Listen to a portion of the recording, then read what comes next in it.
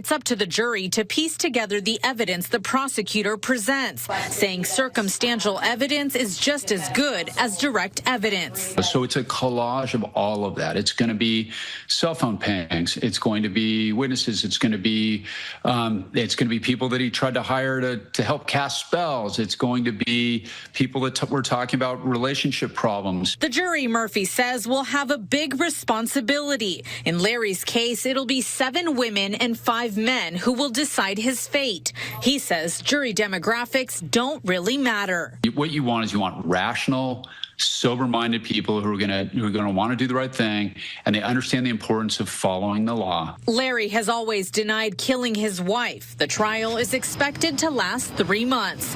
Laura Acevedo, ABC 10 News.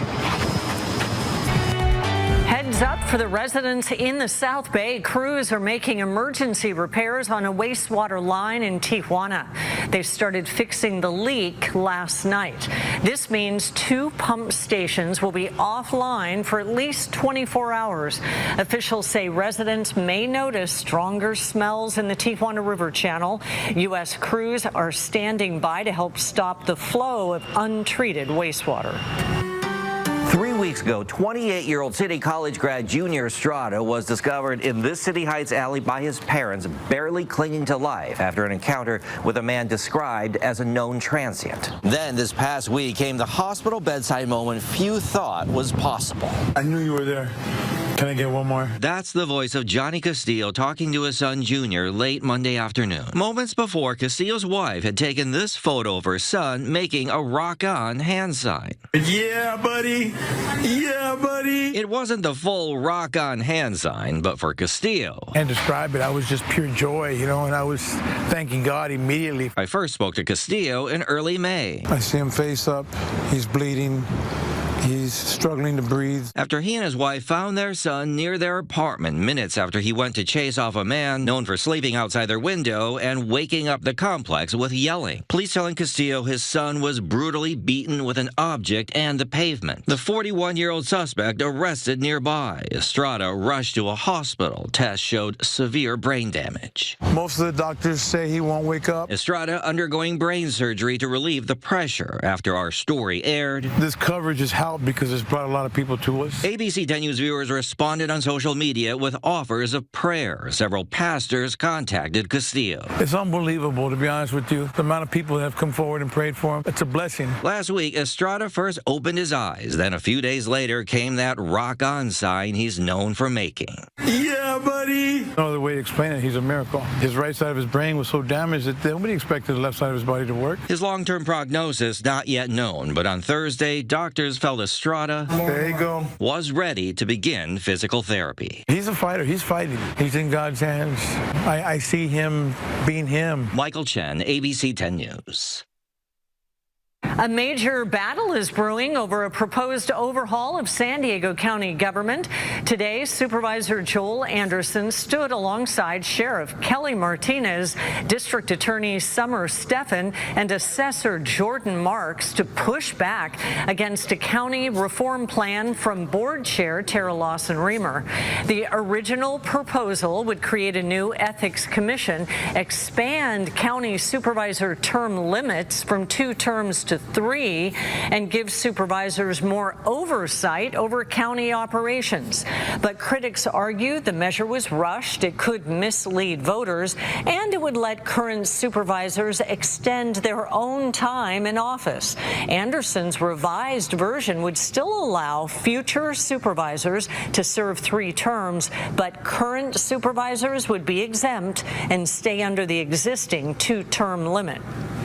Term limits were set for the supervisors in 2010 by a vote of the people. This measure would not set term limits, it would extend them. Why doesn't the author just say they want to extend their opportunity to run for a 3rd term? Why deceive the voters? And last month, supervisors voted 3-2 along party lines to place Lawson-Remer's sweeping overhaul of county government on the November ballot. She released a statement saying Anderson's proposal protects powerful insiders and guts charter reform. Another major closure on the 163 tomorrow, this time on the northbound side. The 163 will be closed from 3 a.m. to noon between the 5 and the 8 freeways. It will allow crews to pick up trash, trim trees, remove brush, and repair damaged pavement.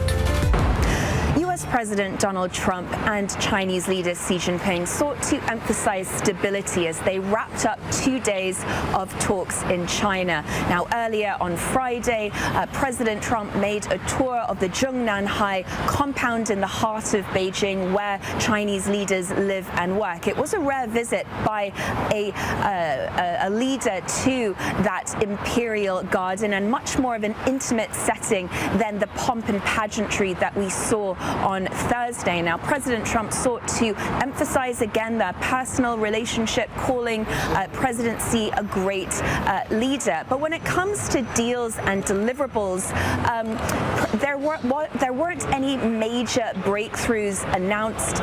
President Trump had said that China had agreed to buy 200 Boeing jets. This was fewer than had been expected. He also pitched the idea of China buying U.S. oil. And when it comes to the war in Iran, President Trump said that the two leaders had discussed this and that President Xi did want to see the Strait of Hormuz reopened. President Xi, meanwhile, he sought to emphasize the new constructive strategic relationship that the two leaders had agreed to. And according to China's foreign ministry, they also called for a ceasefire, that to be a lasting ceasefire, and for the swift reopening of the Strait of Hormuz. Now, experts I spoke to said that they hadn't expected any major breakthroughs, but what they were looking for was the fact that this is an ongoing dialogue and a reset of U.S.-China relations, as the both leaders are set to meet multiple times this year, with President Xi being invited to the White House in September. Laura Westbrook, Scripps News Group, Hong Kong.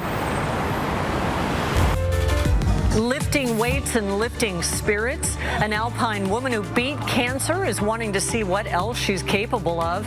After the break, how she's using her recovery as a chance to build strength and community through CrossFit. Oh, I love CrossFit. All right, it is cloudy for some of our coastal areas, and I'm pinpointing more of the same into the weekend, how much cooler it's going to get, and the warm-up that will follow next week. You're watching ABC 10 San Diego, part of the Scripps News Group. After beating cancer, a local woman worked to regain control of her body through CrossFit. Nearly a year after training in an Alpine gym, she pushed weight and her own limits. ABC 10 News reporter Tali Latoy introduces us to the survivor turning pain into power. The sound of iron hitting the floor may sound like a disaster, but for Robin Florence, it's the sound of strength. But I really didn't think that this was something I could do. These are elite athletes, and I've never been an athlete. More than a decade ago, just walking into a gym didn't feel possible. In 2013, I was diagnosed with leukemia. From constant hospital visits to major treatments, Robin says there was a time she didn't know what her future would look like. I ended up with osteoporosis, malnutrition because I just couldn't eat, kidney disease, and a host of other things. Just a whole buffet. Despite all she'd been through, last June she joined Alpine Ranch CrossFit. She says it became more than a place to work out. It gave her community, a support system, and a fresh start. It should have been a lot harder, but the coaches here are amazing. The people are amazing. They're like a family. Everybody cheers you on, you know. People like Robin are an inspiration for everybody, and it provides inspiration for all of my athletes in here to see how well that she is doing for that, and it makes me feel awesome to be a part of that journey as her coach.